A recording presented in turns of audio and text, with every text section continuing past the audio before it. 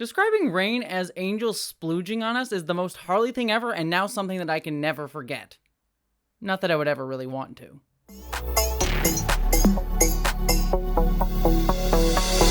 Yes, hello interwebs, it is finally time for my review of The Suicide Squad, the semi-sequel, semi-reboot of the Suicide Squad 2016 movie, the one that was absolutely terrible and nobody liked at all and was just a convoluted mess of a film. But all that being said, I was so pumped for this movie for numerous reasons. I mean, number one, I'm a huge DC Comics fan. Number two, I'm a huge Harley Quinn fan. If that wasn't obvious, she's one of my favorite characters just in general in comics and kind of just in general. Anyways, that also being said, the Suicide Squad specifically is one of my favorite comic storylines, comic book, teams that there is. Even though the movie was bad, there's like the wonderful movie Batman Assault on Arkham, which is technically actually a Suicide Squad movie, which if you haven't seen it, go watch it. It's fantastic. The comics are really, really great.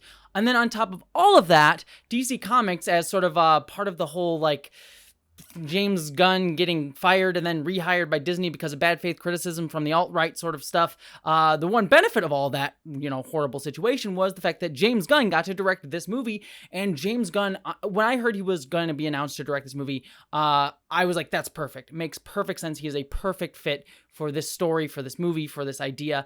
And so all of that combined to have my excitement for this movie at like a 10 out of 10. I was so pumped. Also, I should say Margot Robbie's Harley Quinn, phenomenal as well. And also Idris Elba. I mean, just everything about this movie was fantastic. So all that being said, what did I actually think of this movie? Did James Gunn nail it? Well, I have to say, I really, really loved this movie quite a lot. I deeply enjoyed a lot of the stuff that I'm going to get into. But there's a few asterisks here and there that I was just sort of like, this makes me a little bit uncomfortable. And then a few things where I was just like, structurally, this doesn't entirely work for me. But on the whole, I really, really adored this movie. So I don't think it's on the level for Birds of Prey for me, which I know already saying that people have been like, you like Birds of Prey? Birds of Prey, one of my favorite DC Comics films of all time. So that's where you're coming from with me. But that being said, I really enjoyed this movie quite a lot, but there are some problems. So to get into that, I'm going to do a full spoiler discussion on this movie because I feel like a lot of the stuff that I want to talk about is going to be spoilery. I'm going to try and keep it light on spoilers for the most part. Let's dive into it. First things first, the stuff that I really, really loved about this movie. One, I loved that James Gunn set the stakes really, really incredibly well. The opening sequence of this movie where you have, a sort of Suicide Squad being assembled and being sent out to Corto Maltese, and then immediately everything just goes horribly, horribly wrong, and I won't spoil how, but a bunch of characters just immediately get killed. Some of them are just ultimately useless and funny. Nathan Fillion's character in particular, his power when it gets revealed is hysterical. It sets the stakes so well because you realize like, oh, everyone can die in this movie, besides maybe Margot Robbie as Harley Quinn.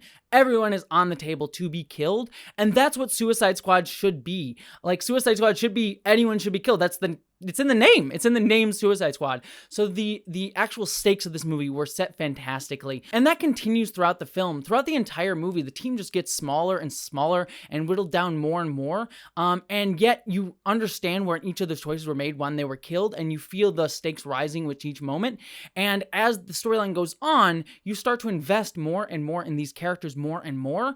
And when they do get killed, it's not just for laughs. It's not just to like say screw them and just set the stakes for the Suicide Squad being able to be, expendable.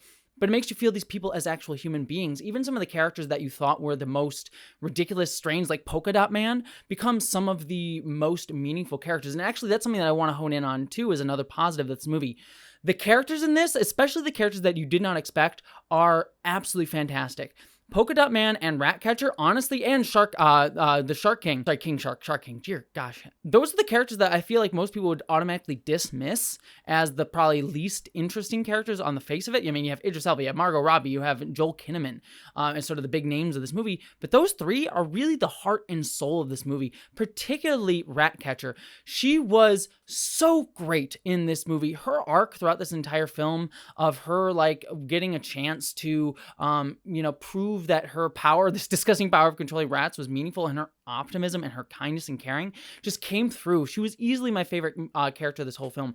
Polka Dot Man, his whole bit of his suffering, you really feel his suffering throughout this movie, and it really comes across as like, oh, he really has depth to him, and he really has gone through a lot. And when he finally gets the moment of catharsis at the end of the movie, it's phenomenal, but also done hilariously. How he imagines he suffered at the hands of his mother, and so he has these moments where he imagines his mother into the enemies that he's killing, and sometimes it shows you that point of view, and it's hysterical, especially in the final moments with this character where he gets to attack a giant kaiju version of his mother. Wonderful, and just ultimately heartbreaking. King Shark as well just has this wonderful arc of like friendship and caring. And I mean, I know he's been a breakout character of the movie, but that a lot of people have been like standing him online, but he really is the heart of this movie. And it kind of goes to show me that like, it's interesting that I find that James Gunn seems to have an affinity for characters who are less human looking and making them the most human characters within the film. Like the rats and also King Shark. Sebastian the rat, by the way, phenomenal. I adored him. King Shark as well are some that have the most heart, and you look at something like Guardians of the Galaxy, you see the same thing with Rocket Raccoon. Also a very, Rocket Raccoon probably is the most human character, the most empathetic character in that entire series. And so just, you can see that sort of like continuing thread with James Gunn's work, and he does a great job here. On top of all of that, I think everyone's performance is absolutely fantastic. I mean, John Cena is hilarious in this film. I really loved him as sort of the nationalistic, very American-centric guy. He has his sort of rivalry with Idris Elba's character, Bloodsport, is hilarious throughout. There's one particular sequence where they're going through killing a bunch of guys and trying to one-up each other and show off to each other. Is just so well done. One of my biggest laughs throughout the movie is when like John Cena shoots somebody from behind and Bloodsport's like, oh, you're such a show off. And John Cena's like, well, people like when show off when it is badass and awesome. And then Idris Elba just turns around and says, that's true. And it was so great. The dialogue throughout this is it's a little bit hit or miss. It's not like as catchy and spot on as I've seen other films be with dialogue.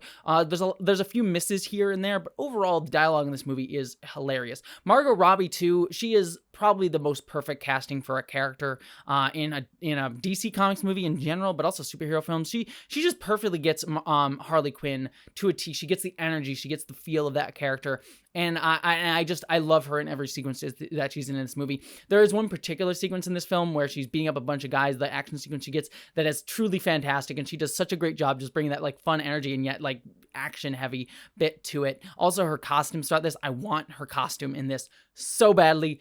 It's fantastic. The other final thing that I really liked about this movie too was its kind of political underpinnings as well. This comes with an asterisk, and we'll get to that in a second. But I liked, and this is kind of getting into the spoiler of the film, I liked that this movie kind of ends on this bit of like, no, we're not going to fall into this nationalistic rhetoric of America, but we're actually going to say, no, America is actually kind of behind all of this and is the problem here, and actually, you know, caused a lot of these issues happening in Corto Maltese and causing these problems. Which Corto Maltese being the country, the sort of fake country that they're going to, I believe a Latin American country. I really liked that, and also the fact that it was very much like the Suicide Squad gets to take on Amanda Waller, and then also the twist at the end too that the people that work for Amanda Waller directly, her underlings, also betray her and sort of stand up for like, no, we need to protect people. That was really wonderful. But that does come with the asterisk, and this starts to get into my negatives of this movie. Because while I did like the leanings of the political messaging on this film, it feels like this movie in some ways was very unaware of some of the implications of this movie and some of the choices that it made. I think mainly particularly around the fact that they set this movie in Corto Maltese, which again, fake country, but very much Latin American inspired in sort of its look. And I know that sort of comes from the comics as well. The sort of Corto Maltese is sort of a catch-all fake country that DC Comics uses a lot of the time, because the film just kind of ends up with like a lot of people of color being murdered at the end of the movie, and they're like ostensibly talking about like, oh, we need to save, you know, these poor people in this city that live in Corto Maltese. That's sort of the third act of the film, and yet it ends up with them like killing a bunch of people, being mind controlled by Starro, the main villain, and just superfluously killing them as the whole entire city's wrecked. And then the end of the movie, when they do defeat Starro, it's like everyone's like, yeah, we did it, even though our city's destroyed and tons of people are dead. It just, there's a bit of a rub there that it just rubs me the wrong way. it's not for me necessarily to be offended for anyone. I'm not offended for anyone, but it rubs me a little bit the wrong way. And so that's something that I couldn't completely divorce myself from this movie. Getting into other negatives of the film, though, number one, I have to talk about Harley Quinn. While I love Margot Robbie, and I think she does a great job throughout this movie, two things that I will say is, one, her storyline feels a little bit superfluous to the entire film. I loved her arc in this movie. She has a really great sequence where she falls in love with this guy who's the leader of the country, and then spoiler alert, she kills him at sort of the twist moment, and sort of shows her arc from, the first Suicide Squad movie into Birds of Prey, into this movie, where she's really gotten over, like, no, I need to treat myself better. I need to do better for myself, to understand that I can't keep falling into these toxic relationships. And doing it in a, like, Harley Quinn murderous kind of way, makes perfect sense to me. So I liked her personal arc, but it doesn't really marry with anything that's actually happening in the film. In fact, the entire second act of the movie, she kind of just is taken and placed into this other storyline to sort of have that miniature arc. And then she rescues herself, which I really liked. I liked the moment where, like, she's being trapped and then she's able to rescue herself. And the Suicide Squad team comes to save her. And they're like, no, she got out on her own and she's capable enough on her own. That was wonderful. I liked that. But she just felt so ancillary to this plot. It was just very much like, oh, we need to have Margot Robbie in this movie, which I'm happy about, but I would have liked her to be a little more integrated. Honestly, you could have just taken her out, shortened the movie, and probably been better for this movie. And that's saying something considering someone who is such a Margot Robbie Harley Quinn fan.